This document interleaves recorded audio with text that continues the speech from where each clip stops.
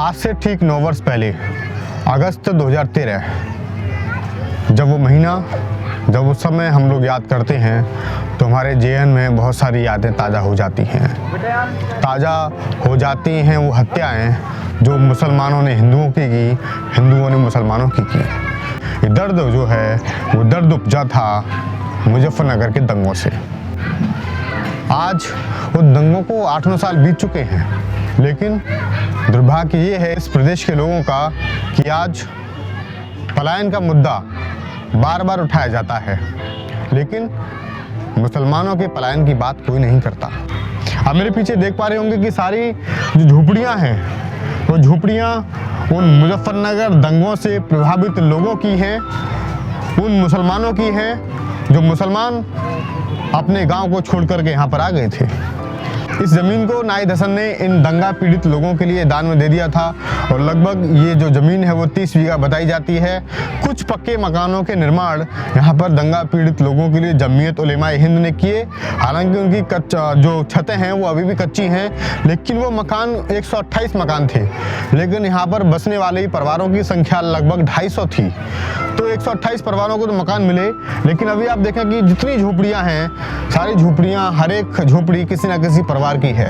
आज मैं जानूंगा लोगों से कि 9 साल के दौरान कैसी कैसी पीड़ाओं से लोगों को गुजरना पड़ा।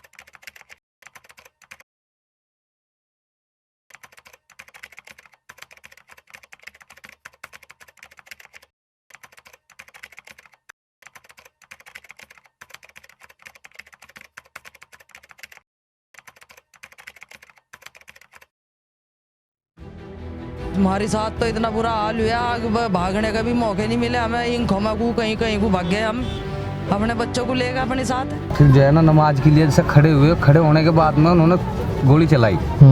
गोली में तीन लड़कों का हमारे गोली लगी थी। नमाज के लिए खड़े हुए मस्जिद के अंदर ही? मस्जिद के अंदर ही।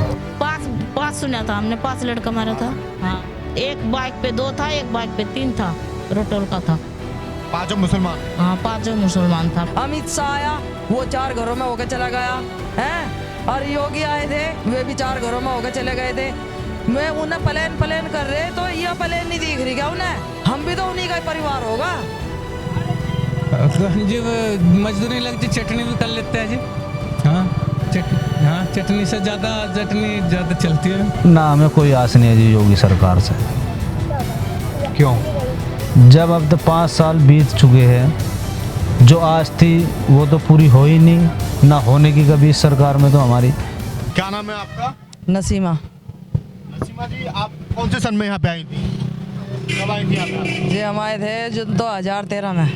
आपके गांव में कुछ हुआ था क्या? हाँ जी, 2 आदमी मारे। हाँ, कौन सा गांव था आपका?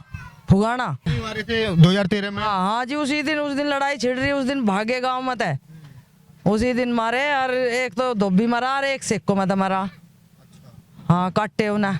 काटा था जी? अच्छा। तबल से काटा था। तो उस समय आपके साथ में सारे मुसलमान चले आए थे क्या? सब एक तरफा ही चले आए थे मुसलमान। कोई मुसलमान नहीं बचा? कोई नहीं रहा वहाँ से, ना आज है कोई भी। तो आप जब निकले कितने मुसलमान परिवार थे वहाँ से जब आप लोग पलायन किए? दे ली थी। 1 साल के दौरान आपने बहुत सारी परेशानी उठाई, वो सोचती तो क्या याद करती है? याद कर दिया, रोना ही आवे बस। इतनी मुसीबत हमने जिंदगी में अपनी देखी नहीं थी जैसी मुसीबत हमारे साथ हुई हो। आपका मकान था, जमीन थी कुछ? नहीं, जमीन तो थी नहीं, मकान थे हमारे। हाँ। कुछ तो जोड़ पर नहीं पड़े बंजड़ी, वे तो बिकते ही नहीं, प्लाट कट्टे हुए थे सरकारी। और जो गांव में थे अंदर भीतर थे, वे जो 2 लाख का है वो 50,000 का खरीद लिया लोगों ने, जो 1 लाख का है वो 25,000 का खरीद लिया। ऐसा हुआ बस। योगी सरकार बार बार पलायन की बात करती है कि हिंदुओं का पलायन कैराना से हुआ, कांदला से हुआ, आपके पलायन की बात नहीं दिखती किसी सरकार को, क्या कहना चाहिए? यही तो कही उसमें, जो पहले आ रहे थे मीडिया वाले, हमने उन्हें यही तो कही, अमित शाह आया वो 4 घरों में होकर चला गया है, और योगी आए थे वे भी 4 घरों में होकर चले गए थे। वे उन्हें प्लेन कर रहे, तो ये प्लेन नहीं दिख रही क्या उन्हें? हम भी तो उन्हीं का परिवार होगा, अमित शाह का और इनका योगी जी का, हम भी तो इन्हीं का परिवार है। हम क्या कहीं देश विदेश से आकर लग रहे हैं, हम भी तो हिंदुस्तानी हैं। आप भी इस प्रदेश के नागरिक हैं? नहीं तो बता रहे हैं हम तो। नु बताओ, हम वहां से बिछड़े हुए थे, यहाँ से आकर पड़े, तो हम प्लेन वाले हैं, हम वे हैं देश विदेश के आए हुए। उन्हें एक बार नहीं समझ में आती, अगनुआ भाई ये भी हमारे ही है, हमारा परिवार है, हम सब लोग उन्हीं के हैं, हम भी उनकी सरकार में हैं, उनकी बादशाही में हैं। कुछ घरों की हालत में दिखाता हूँ यहाँ पर कि इस बस्ती में घरों की हालत क्या है। हमारे घर के मुखिया हैं, क्या नाम आपने बताया? हमारा मोहम्मद शहजाद है जी। जी घर देखते हैं थोड़ा सा कि आपके घर में आखिरकार क्या क्या है। ये जो है इनका घर है जी। और मैं कैमरामैन से थोड़ा दिखाएं अंदर आकर के वो कि 9 साल हो गए इन लोगों को, 10 साल हो गए, और 10 साल में कोई पूंजी इनके पास नहीं है, कोई फ्रिज नहीं, कोई अलमारी नहीं, कोई टीवी नहीं, कुछ नहीं है इस घर में। केवल और केवल आपको रजाइयों के अलावा और इस घर में कुछ नहीं दिखेगा। इस समय दंगा हुआ, क्या बेटी इस समय कितनी उम्र की थी आपकी? जी दंगा हुआ जी क्या नाम 5 साल के थे। 5 साल की बेटी को आप दर दर लेकर के भटक रहे थे? हाँ जी हाँ, 5 साल की बच्ची थी, गोद में ही थी हमारे, ऐसे साथ साथ रहती थी, सर्दी में भी गर्मी में भी। तो वो समय आपका कैसा गुजरा, उस समय आप याद करते हैं तो? हाँ जी, उस समय को तो याद करते हैं जी, कालजा हिल जाता है हमारा, हमें तो इतना पता है जी। काफ़ी टाइम गुजर गया उस बात को, तो रात में भी डर लगता था कि वह चारों तरफ कहर मीच रहा है। भले ही 2-4 गांव में था, लेकिन कहर सभी गांव में था। अच्छा जी, आपको लग रहा था कि हमें भी कभी मार दिया जाएगा, ऐसा लग रहा था कि आपको? ऐसा शुरू में महसूस हुआ जब तक गांव में थे, मगर भाई कभी हमारा भी टाइम खराब आता हो, अब तो निकल लो यहाँ से, तो हम वहाँ से निकल गए। निकलने के बाद में हमें यहाँ पे कब निकले थे? दिन में निकले थे, रात में निकले थे आप? हम तो दिन में ही निकल गए थे जी, वहाँ से शाम के टाइम निकल गए थे, सीधे हम कराने पहुँचे। तो उस समय 2013 में 8-9 साल पहले आपके परिवार में किसी की हत्या की गई थी क्या? नहीं, हम वैसा आ गए थे। हम मका को दिक्कत हो, पीछे हमारे पे हमला हो, हम फिर आ गए, वहाँ से आ गए हम रात को। आपके साथ कितने परिवार आए थे? हम 5-6 घर आए थे। आपके गांव में माहौल खराब था या आगे? हाँ, उनका भी खूब हो हल्ला खूब होया, उधर भी खूब होया, उनका भी जागते रहे, उनका भी खूब होया। बस हम गए नहीं फिर, डर की मार में। जट्टों का काम तो है ही। भट्टे पे रहती थी? भट्टे पे? भट्टा के जड़ में थी वो, मतलब मर्डर हुए थे। फिर हम डर के मारे में सब निकल कर आ लिए। आज तो गांव का मार दिया, हम तो खुला उसमें पड़े खेतों में भट्टा पे, तो हम डर के मारे में हम भी भागे आए। फिर तो कितने लोगों को मारा गया था जिनके बारे में आपने सुना था? 5 सुना था हमने, 5 लड़का मारा था। हाँ, तो वो आपके परिवार में किसी ने उन मरे हुए लड़कों को देखा था या अफवाह सुनी थी केवल? नहीं, जा रहे थे मर्द आदमी सब जा रहे थे, हम तो गए देखने के लिए जा रहे थे? हाँ, देखने के लिए गए। खूब रोड पे जाम लग रहे थे, लाशें पड़ी हुई थी 5 की? हाँ, बस मारते चले गए। एक बाइक पे 2 था, एक बाइक पे 3 था, रोटोल का था। 5 मुसलमान? हाँ, 5 मुसलमान था। फिर हम रात सांझ को टाइम हम सब बच्चा ने लिया, सब एक कपड़ा लत्ता बांध कर अपना लिया साफ आए। तो एक मकान को छोड़ना जो है वो बहुत बड़ी बात होती है किसी व्यक्ति के लिए, कि अपनी जन्मभूमि को कोई भी आदमी छोड़ दे। अपनी ज़मीन को छोड़ दिया, हमें दर्द है। जहाँ हम पैदा हुए, जैसे अपने मकानों में, हमारे माँ बाप के बुजुर्गों के मकान थे, वो है, वो एक भी है, पर दर्द है हमें। आपके गांव में केवल धमकी मिली थी? केवल धमकी के आधार पर आप लोग आए? हम जिस वक्त हम अपने गांव में थे, हम अपने गांव में छत पे ऊपर बैठे थे और चारों तरफ को हल्ला हो रहा था, ले लो, घेर लो, मार लो। इधर कर रहे थे हिंदू हैं, ये कौम नहीं पता, हिंदू थे, मुस्लिम थे, कौन थे। रात को हमें हल्ला सुनता था, इधर से गोली आ रही है, उधर से गोली आ रही है। ये सुन रहा है कि वहाँ पे मार दिया, फिर सुन लिया कि मस्जिद की अजानें बंद हो गई, फिर सुनने आया मैं रोडे बंद कर दिया हमारा आने जाने के। फिर हमें यह पता लगा कि माहौल ज़्यादा गर्म है, मुश्किल है जो यहाँ से भी हम निकल के चले जाओ। तो हम फिर भी कोशिश करके, हिम्मत करके अपने दिलों में अपने बच्चों को लेकर आ गए थे। तो जो आप लोग वहाँ से आ रहे थे जी, आपका सामान तो घर में बहुत होगा? सब सामान था जी।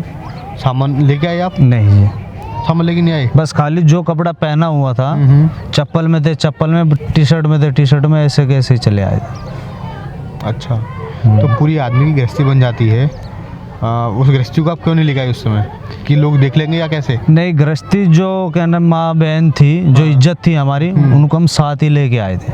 अच्छा, गृहस्थी। सामान, हाँ जी, सामान की मैंने कोई परवाह नहीं की। जान सलामती रहेगी तो सामान तो बनाते रहेंगे, पर लेकिन जो इज्जत थी हमारी मेन, वो हम उसको साथ ही लेके आए थे। पूरे परिवार को अपने साथ ही लेके आए थे। दुख तो हुआ होगा आपको कि आपकी दुख पूरी तो हुआ है गृहस्थी जी। पूरी जमा पूंजी जो थी जी, जो हमारे दादा परदादा की जायदाद थी वो सब छूट गई थी जी। तो कैंप में जब आप रहे, गर्मी भी होती होगी, धूप भी होती होगी, सर्दियाँ भी जी। आती होंगी, कैसे थे वो दिन? हर एक मुसीबत का सामना करा हमने उधर, लेकिन कभी सोचा नहीं था कि ऐसे भी दिन आएंगे।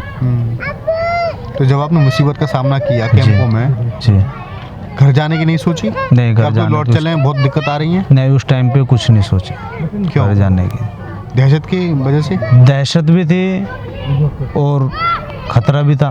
तो इन लोगों को आप देखते होंगे जब सर्दियाँ होती हैं और जब अभी मौसम जो चल रहा है, बरसात के मौसम में क्या हाल रहता है यहाँ का? देखो, ये तो गली तो कच्ची है, सब चीज़ पानी भर जाता है, बच्चे निकलने को मजबूर हो जाते हैं घरों से, बहुत बुरा हाल रहता है।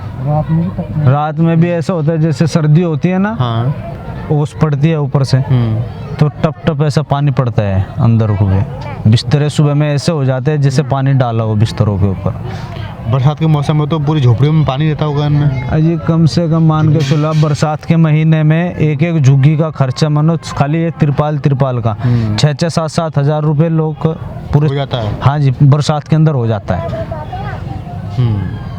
सरकार से क्या कहना चाहेंगे आपको? अभी तो कुछ किया नहीं है सरकारों ने आपके लिए, क्या कोई आस है आपको? ना, हमें कोई आस नहीं है जी योगी सरकार से। क्यों? जब अब तो 5 साल बीत चुके हैं, जो आस थी वो तो पूरी हो ही नहीं, ना होने की कभी इस सरकार में तो हमारी। तो आपने देखा कि यहाँ के लोगों की जो समस्याएं हैं वो बहुत बड़ी समस्याएं हैं अपने आप में, और कोई भी सरकार रही, चाहे वो समाजवादी पार्टी की सरकार रही 2013 से लेकर 17 तक और 17 से लेकर 22 तक, दोनों सरकारों ने, बीजेपी और समाजवादी पार्टी की सरकार ने, कोई बड़ा बदलाव यहाँ के लोगों के लिए नहीं किया। नाहिद हसन कॉलोनी की समस्या को दिखाने के बाद मैं ये कोशिश भी करूंगा कि आपको कुछ गाँव की आपको उन गाँव की तस्वीर भी दिखाऊं जिन गाँव से लोगों ने पलायन किया, और उन गाँव के लोगों के विचार भी जानूं कि आखिरकार उस गाँव से बिछड़ने के बाद, उस गाँव से आने के बाद उन लोगों ने कितना प्रयास किया इन लोगों को गांव में वापस लाने का, कितनी कोशिश की इन लोगों को वापस गले लगाने की, और कितनी कोशिश की इन लोगों को बसाने की।